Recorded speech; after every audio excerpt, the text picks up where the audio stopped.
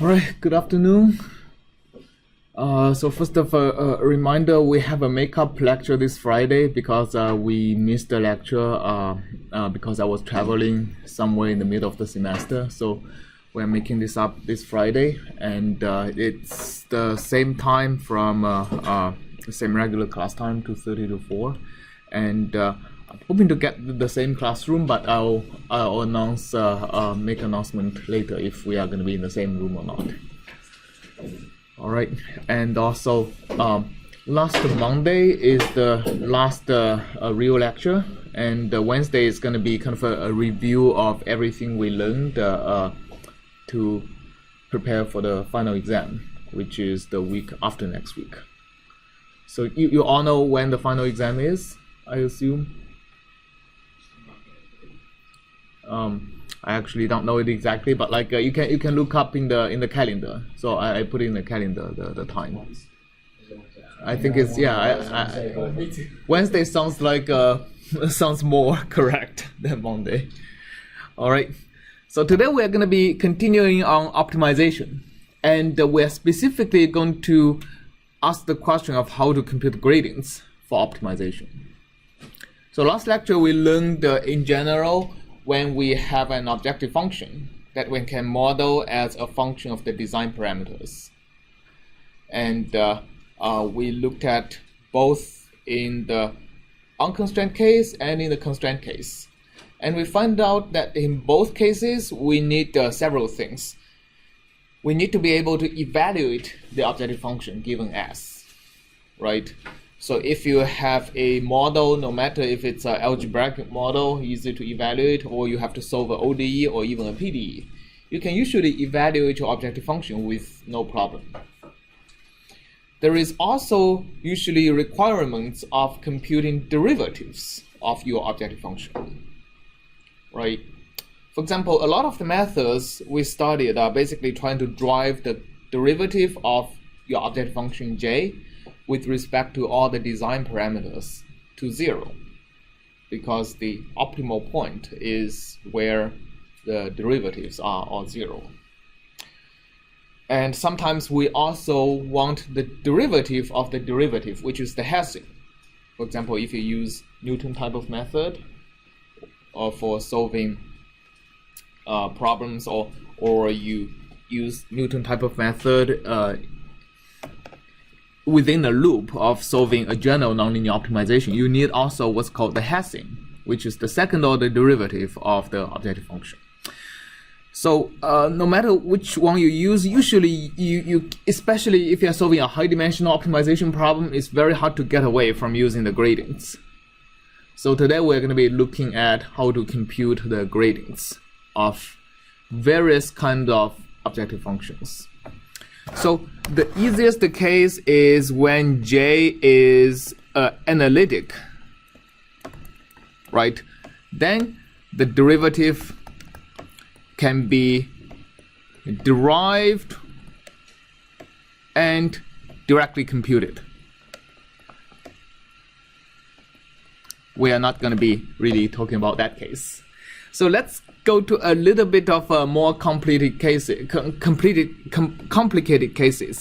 So 2 is, what if J is an indirect function of S? So what does that mean? That means in order to compute J from S, you have to first compute some intermediates, right?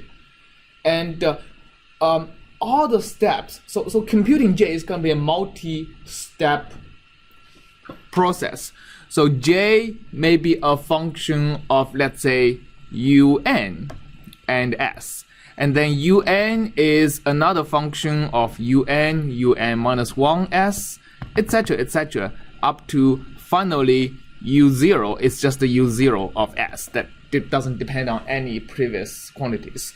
So in order to get an analytic expression for J, you basically need to substitute UN into J and then UN minus 1 into UN, etc. You're going to get a huge formula, right? What I've seen people doing is write all of this down in mathematical or Wolfram alpha, and you get an expression that is a page long, and then you take derivative to the expression, you end up getting an expression that is 10 pages long. Okay, what do you do then?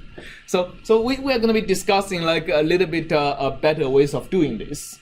And by the way, the way of just asking Mathematica to do it actually falls apart if your n is like a million or something like that.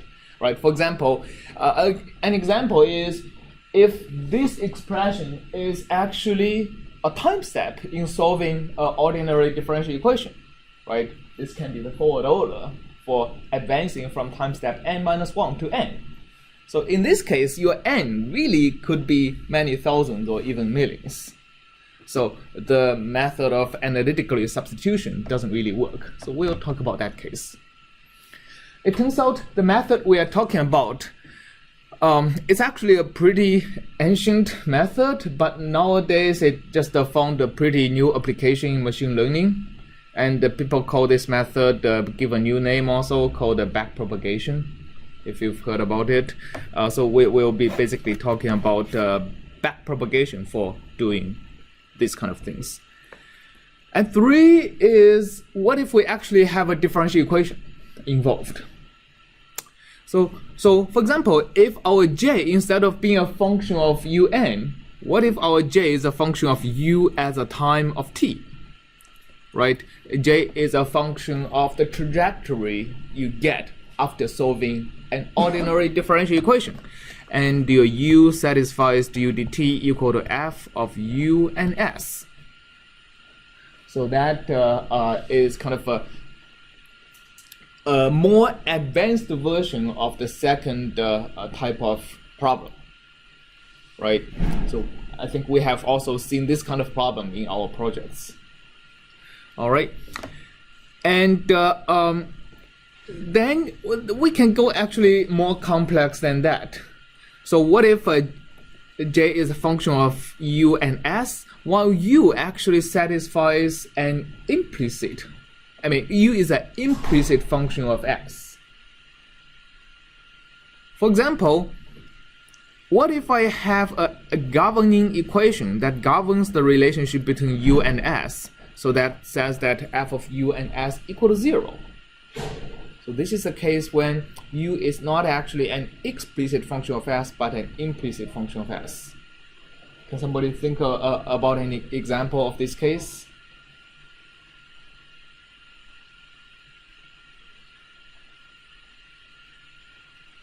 Yes?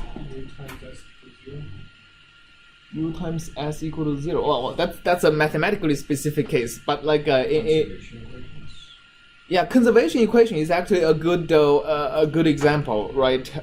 Basically, U may be a type of a conserved quantity. It satisfies a steady state equation that is controlled by S.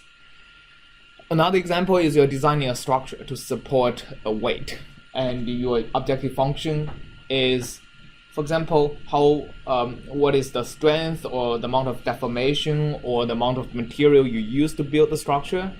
And this is your structural equation, your force equilibrium equation, right? So that can be an example of a objective function you may need to solve in many engineering problems. And finally, we may have the case that j is a function of u, which is a function of x, and u of x satisfies a PDE that depends on S. So we have all these possible scenarios in increasing complexity, right? All of this appears in a lot of engineering problems where you need to optimize your design, and the objective function can be modeled in various relationships to your design parameters. So we'll start from the simplest case, but there is a unifying theme on how to compute gradients for all these quantities. The unifying theme is actually very closely related to the Lagrange multiplier we started talking about in the last lecture.